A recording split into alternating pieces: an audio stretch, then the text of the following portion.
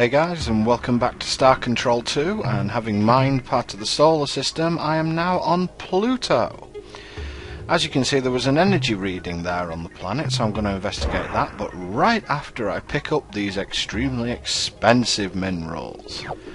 Zo crystals, that's going to be 125 RU right there, and well, this looks interesting. Disco lighting. Let's edge closer. Oh, what the... Oh my god, they killed people. A lot of people.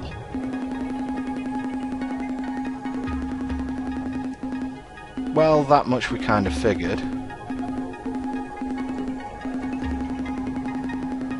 Oh no, not the Lieberman triplets.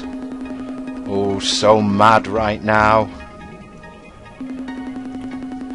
I mean, I've got 2 Earth cruisers here that could nuke them from orbit, I suppose. Attention, a big, mean, hostile alien vessel hovering overhead in an obvious attack posture.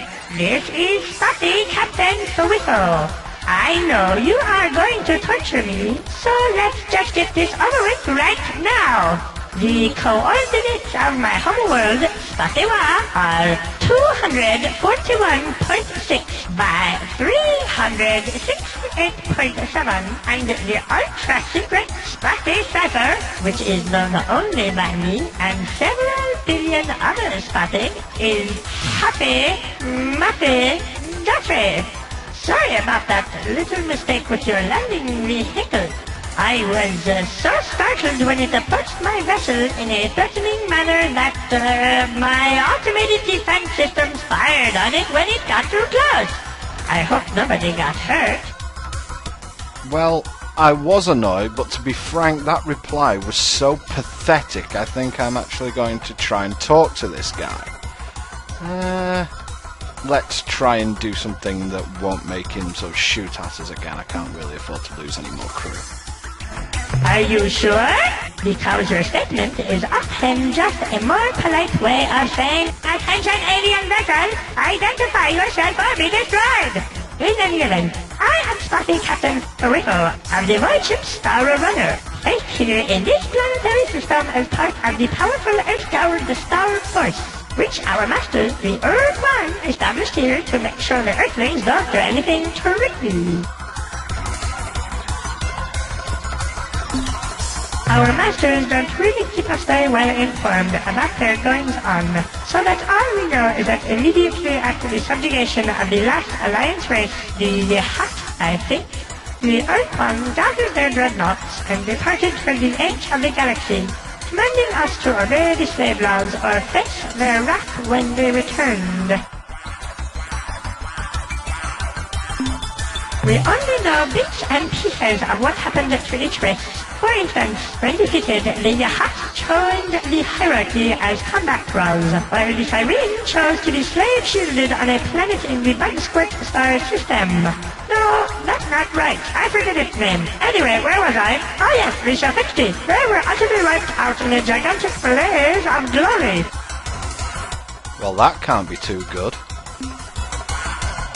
The Shafixti were half ethereal, as you know, having been uplifted by the Yahat just a few decades before the start of the war. Given their habit of detonating those suicidal so-called glory devices in combat, this came as no particular surprise to me when, upon the arrival of the Ur-Quan Primary Task Force at their homeworld, the Shafixti caused their sun to explode in a colossal supernova, destroying the entire planetary system, and not incidentally dozens of Ur-Quan dreadnoughts.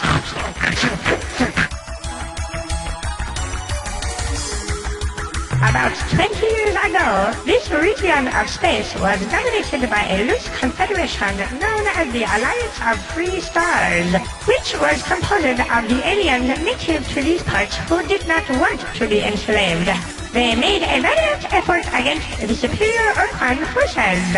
It even looked like they might miraculously defeat the combined Ur-Quan armada, right up to the point at which the Ur-Quan totally defeated, indeed annihilated them.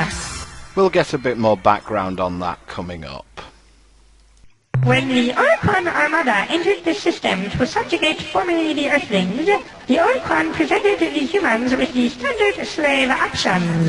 Join the hierarchy as combat brawls and retain some autonomy, including the right to travel through space, or become a fellow species and return to pre-atomic savagery on the surface of their homeworld, encased for all time beneath an impenetrable force shield.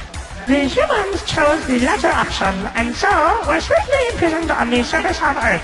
But the Ur-Quan didn't trust them to obey the restrictions, so they chose a small group of hierarchy combat starships from the Inlet and Spartan fleets to create the so-called Earth Guard and station them at a base on Earth's moon. Originally, we were stationed on Earth's moon, which made us spotty a bit uneasy because with each passing day we grew more and more worried about the sneaky Earthlings making a surprise attack. But the Illrith kept telling us that it was impossible since the Earthlings had no ships or weapons whatsoever.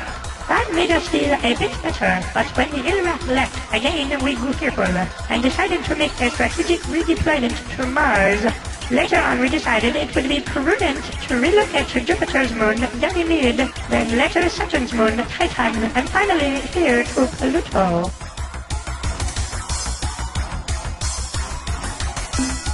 We decided that if the Earthlings figured out we had abandoned the base on Luna, they would be more likely to try something sneaky. So, we rigged up some old service androids and ordered them to drive around on the lunar surface in bulldozers, endlessly pushing around the same piles of dirt.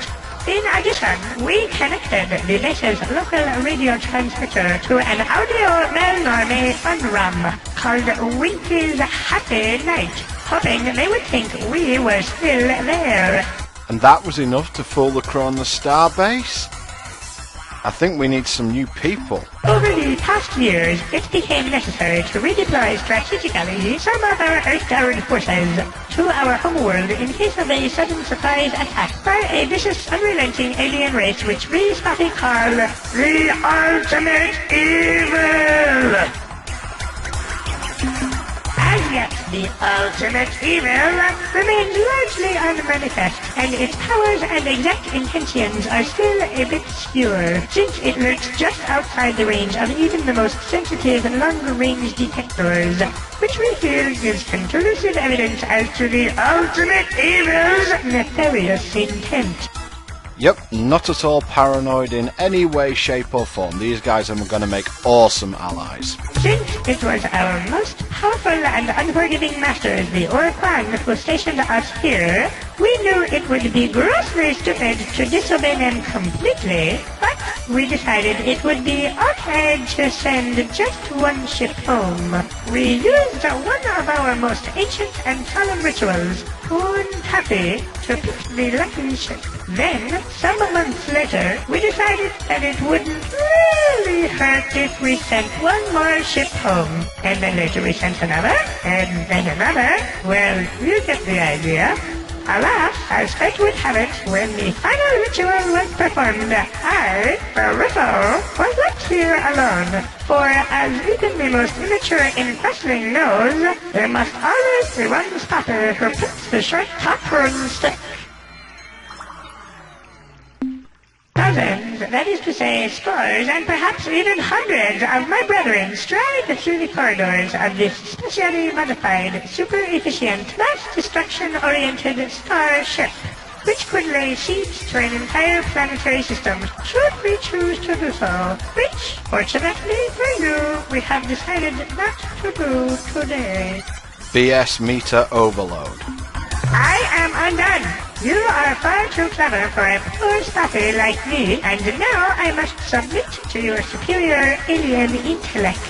I guess I am not revealing any truly important secrets if I tell you that each of my species' Lunar-class void ships typically holds 30 spotter crewmen, though at present my vessel, the Star Runner, is not up to full complement, due to the needs of my homeworld in their resistance against the ultimate evil. And in fact, my vessel is somewhat understaffed right now, seeing as how I am the only spotter on board, which is a bit frightening, as I am sure you can understand. How true, Captain, how true! In truth, just between us, during the past 7 years, I have been quite ill at ease, and yet now I find myself enjoying your company. This witty dialogue, and the presence of your huge, powerful, death-dealing starship, which, being my friend, you would certainly feel compelled to use in order to save me from any hostile life forms who threatened me with death. The Ur-Rat contingent were supposed to be the toughest ridge crest, the most rigid flipper, yes, the backbone of the Earth Guard force. But they departed the system en masse not long after the last Ur-Quan dreadnought vanished from this region of space. They claimed to have received a direct order from their gods of evil and darkness, who had grown dissatisfied with the Ur-Rat's passivity and wanted them to kill, or at least torture someone soon. Personally, I believe they just got bored and went off to have some fun. Well, when they were pushing up into hyperspace 18 years ago, we asked them that very question, and I think they said something to the effect of, real soon. Okay, info quest over. Let's see if we can get this guy on board. Me? You mean me, personally? Oh, nice of you to ask! I was born a poor green incrusting, the youngest child of a family of 18,487. My male parents had to work hard to support us, very hard, but each of my brothers and sisters and I tried to help out to make ends meet. The female parent was kind and sweet to all of us. Why, she once even called me by name. She said,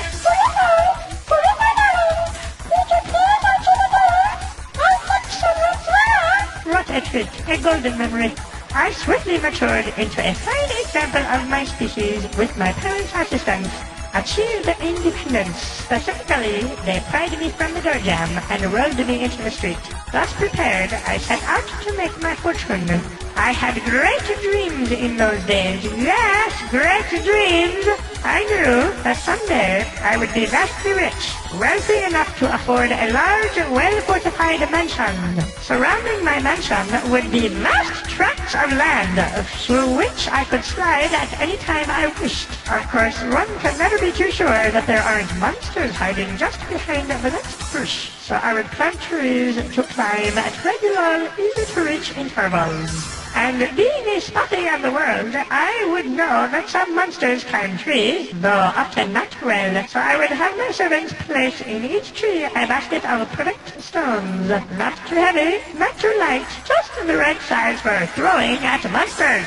I was thinking about what color the stones would be painted, aqua, mauve, or magenta, when a vegetable cart came careening down the street outside my house, and knocked me unconscious.